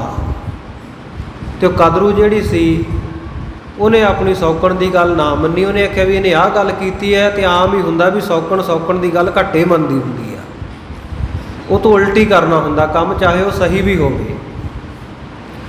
ਸੋ ਜਦੋਂ ਬਨਤਾ ਨੇ ਆਖਿਆ ਵੀ ਸੂਰਜ ਦਾ ਜਿਹੜਾ ਸਤਮੁਖੀਆ ਘੋੜਾ ਉਹਦਾ ਰੰਗ ਚਿੱਟਾ ਹੈ, ਤੇ ਕਦਰੂ ਕਹਿੰਦੀ ਨਹੀਂ ਕਾਲਾ ਉਹਦਾ ਰੰਗ। ਉਹ ਕਹਿੰਦੀ ਚਿੱਟਾ ਹੈ, ਕਦਰੂ ਕਹਿੰਦੀ ਕਾਲਾ ਹੈ। ਦੋਵਾਂ ਦੀ ਆਪਸ ਵਿੱਚ ਤਕਰਾਰ ਹੋ ਗਈ, ਭਾਰੀ ਬਹਿਸ ਹੋ ਗਈ। ਆਖਰਕਾਰ ਗੱਲ ਇੱਥੇ ਨਿਬੜੀ। ਦੋਵਾਂ ਵਿੱਚ ਸਮਝੌਤਾ ਇਸ ਗੱਲ ਤੇ ਹੋਇਆ ਵੀ ਆਪਾਂ ਸੂਰਜ ਦਾ ਜਿਹੜਾ ਘੋੜਾ ਸਤਮੁਖੀ ਆ ਉਹਦਾ ਪਤਾ ਕਰ ਲੈਂਦੇ ਆ, ਦੇਖ ਲੈਂਦੇ ਆ ਵੀ ਕਿਹੜੇ ਰੰਗ ਦਾ ਹੈ, ਚਿੱਟਾ ਕਿ ਕਾਲਾ। ਜੇ ਤਾਂ ਹੋਇਆ ਚਿੱਟੇ ਰੰਗ ਦਾ, ਕਦਰੂ ਕਹਿੰਦੀ ਫੇਰ ਤਾਂ ਮੈਂ ਤੇਰਾ ਪਾਣੀ ਭਰੂੰਗੀ, ਤੇਰੀ ਗੋਲੀ ਬਣ ਕੇ ਜ਼ਿੰਦਗੀ ਬਤੀਤ ਕਰੂ ਸਾਰੀ ਉਮਰ। ਤੇ ਜੇਕਰ ਕਹਿੰਦੀ ਹੋਇਆ ਚਿੱਟਾ ਫਿਰ ਤਾਂ ਕਹਿੰਦੀ ਮੈਂ ਤੇਰੀ ਗੋਲੀ ਬਣੂ, ਜੇ ਹੋਇਆ ਕਾਲਾ ਫਿਰ ਬੰਤਾ ਨੂੰ ਕਹਿੰਦੀ ਵੀ ਤੂੰ ਮੇਰੀ ਗੋਲੀ ਬਣ ਕੇ ਸਾਰੀ ਉਮਰ ਰਹੇਗੀ। ਸ਼ਰਤ ਲੱਗ ਗਈ ਦੋਵਾਂ ਦੀ। ਹੁਣ ਹੈ ਤਾਂ ਅਸਲ ਦੇ ਵਿੱਚ ਚਿੱਟੇ ਰੰਗ ਦਾ ਸਤਮੁਖੀਆ ਘੋੜਾ ਜਿਹੜਾ ਸੂਰਜ ਦਾ, ਪਰ ਕਦਰੂ ਜਿਹੜੀ ਸੀ ਸ਼ੈਤਾਨ ਬਹੁਤ ਸੀ। ਇਹਨੇ ਕੀ ਕੀਤਾ, ਜਿਹੜੇ ਦੇ ਬੱਚੇ ਸੀ ਨਾ ਸੱਪਾਂ ਦੀ ਮਾਂ ਸੀ ਇਹ, ਉਹਨਾਂ ਨੂੰ ਇਹਨੇ ਸਿਖਾ ਦਿੱਤਾ, ਇੱਕ ਸਾਜ਼ਿਸ਼ ਰਚੀ ਵੀ ਜਦੋਂ ਬੰਤਾ ਸੂਰਜ ਦੇ ਸਤਮੁਖੀਏ ਘੋੜੇ ਨੂੰ ਦੇਖਣ ਜਾਵੇ ਉਸ ਵੇਲੇ ਤੁਸੀਂ ਕੀ ਕਰਨਾ ਹੈ, ਸੂਰਜ ਦਾ ਜਿਹੜਾ ਸਤਮੁਖੀਆ ਘੋੜਾ ਨਾ ਉਹਦੇ ਆਲੇ ਦੁਆਲੇ ਸਰੀਰ ਦੇ ਤੁਸੀਂ ਲਪੇਟੇ ਮਾਰ ਲੈਣੇ ਆ ਤਾਂ ਕਿ ਉਹ ਕਾਲੇ ਰੰਗ ਦਾ ਨਜ਼ਰ ਆਵੇ ਤੇ ਮੈਂ ਸ਼ਰਤ ਜਿੱਤ ਜਾਵਾਂਗੀ ਤੇ ਸਾਰੀ ਉਮਰ ਬੰਤਾ ਨੂੰ ਆਪਣੀ ਨੌਕਰਾਣੀ ਬਣਾ ਕੇ ਰੱਖਾਂਗੀ। ਜਦੋਂ ਸਾਧ ਸੰਗਤ ਇਹ ਸ਼ਰਤ ਲੱਗੀ, ਬੰਤਾ ਨੂੰ ਜਿਸ ਵੇਲੇ ਦਿਖਾਇਆ ਵੀ ਆਹ ਸੂਰਜ ਦਾ ਸਤਮੁਖੀਆ ਘੋੜਾ, ਆਲੇ ਦੁਆਲੇ ਸੱਪਾਂ ਨੇ ਲਪੇਟੇ ਮਾਰੇ ਹੋਏ ਸੀ, ਕਾਲਾ ਹੀ ਦਿਸਣਾ ਸੀ, ਕਾਲੇ ਨਾਗਾਂ ਨੇ ਲਪੇਟਿਆ ਹੋਇਆ, ਤੇ ਇਹ ਗੱਲ ਮਨਾ ਦਿੱਤੀ ਬੰਤਾ ਨੂੰ ਵੀ ਸੂਰਜ ਦਾ ਜਿਹੜਾ ਸਤਮੁਖੀਆ ਘੋੜਾ ਉਹ ਕਾਲੇ ਰੰਗ ਦਾ ਹੁੰਦਾ। ਬਸ ਫਿਰ ਕੀ ਸੀ, ਸ਼ਰਤ ਜਿੱਤ ਗਈ ਕਦਰੂ ਸ਼ੈਤਾਨੀ ਦੇ ਨਾਲ।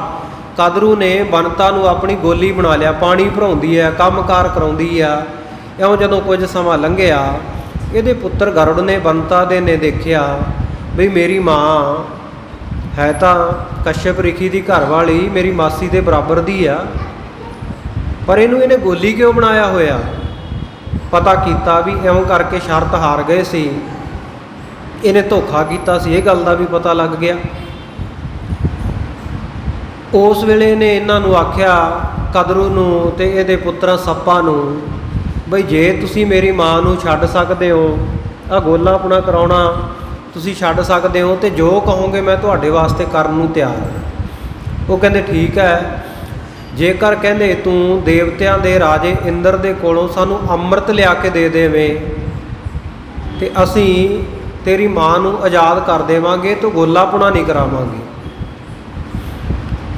ਹੁਣ ਗਰੁੜ ਨੇ ਸੋਚਿਆ ਬਈ ਅੰਮ੍ਰਿਤ ਲਿਆਉਣਾ ਦੇਵਤਿਆਂ ਦੇ ਕੋਲੋਂ ਕੋਈ ਸੁਖਾਲਾ ਕੰਮ ਤਾਂ ਹੈ ਨਹੀਂ, ਜੰਗ ਲੜਨੀ ਪਏਗੀ, ਪਰ ਗਰੁੜ ਤਕੜਾ ਬਹੁਤ ਸੀ, ਵਿਸ਼ਨੂੰ ਭਗਵਾਨ ਦੀ ਸਵਾਰੀ ਸੀ।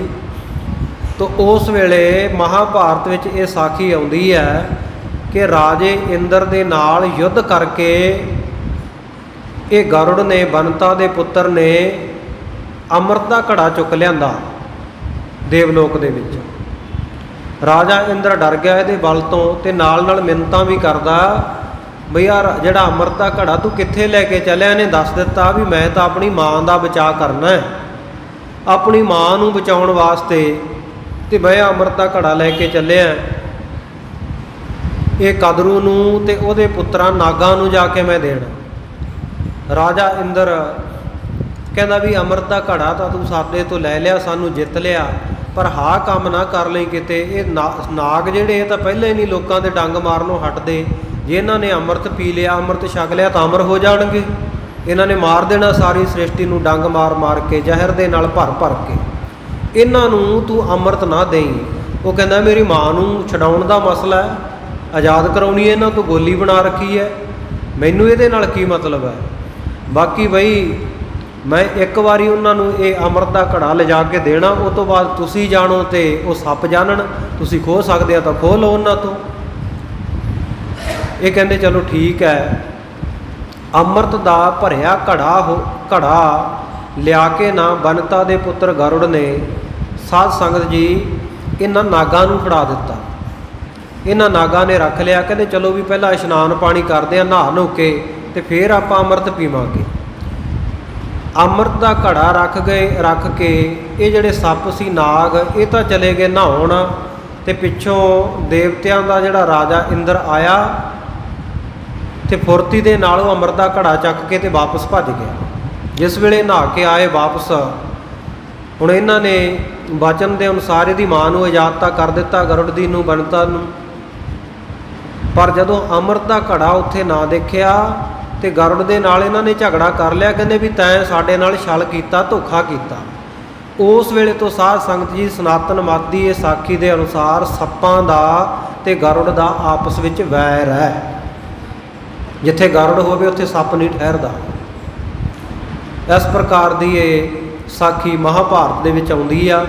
ਸੋ ਇੱਥੇ ਕਵੀ ਜੀ ਕਹਿ ਰਹੇ ਆ ਕਿ ਸਤਿਗੁਰੂ ਨਾਨਕ ਦੇਵ ਮਹਾਰਾਜ ਸੱਚੇ ਪਾਤਸ਼ਾਹ ਜੀ ਦੇ ਚਰਨ ਉਹ ਗਰੁੜ ਦੇ ਸਮਾਨ ਹਨ।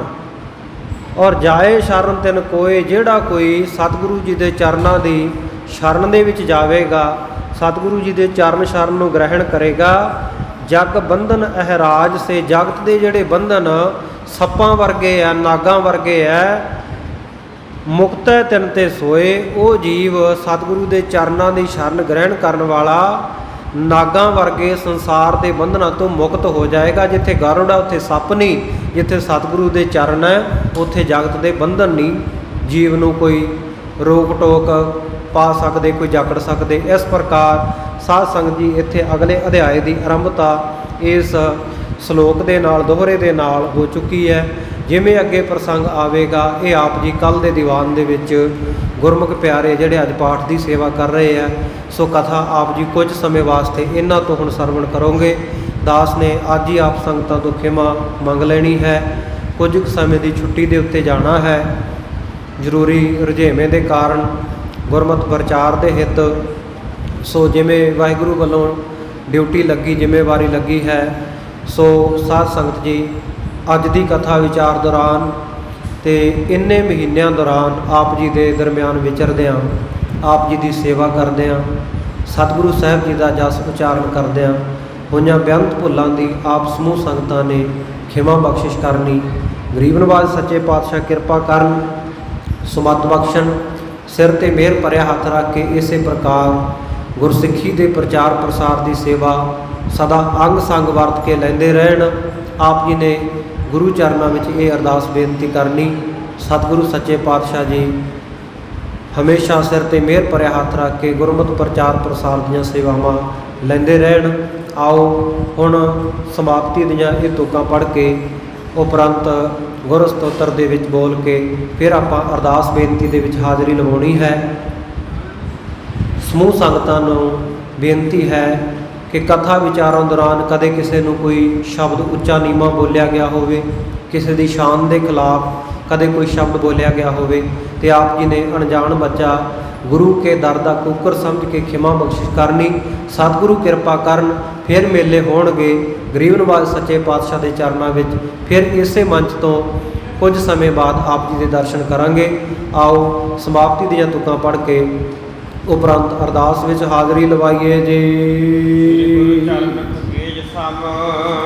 ਜਾਏ ਸ਼ਰਨ ਤਿਨ ਕੋਏ, ਜਗ ਬੰਧਨ ਅਹਿਰਾਜ ਸੇ, ਮੁਕਤੈ ਤਿਨ ਤੇ ਸੋਏ। हे गोविंद हे गोपाल हे दयाल लाल, प्राणनाथ नाथ सखे दीन दर्द निवार। हे समर्थ आगम पूरन, मोहे मया तार। अंधकूप महापयान, नानक पार उतार। आए प्रभ शरणागति, कृपा नित दयाल। एक अखर हर मन बस्त, नानक होत निहाल। वाहिगुरु जी का खालसा, वाहिगुरु जी की फतेह।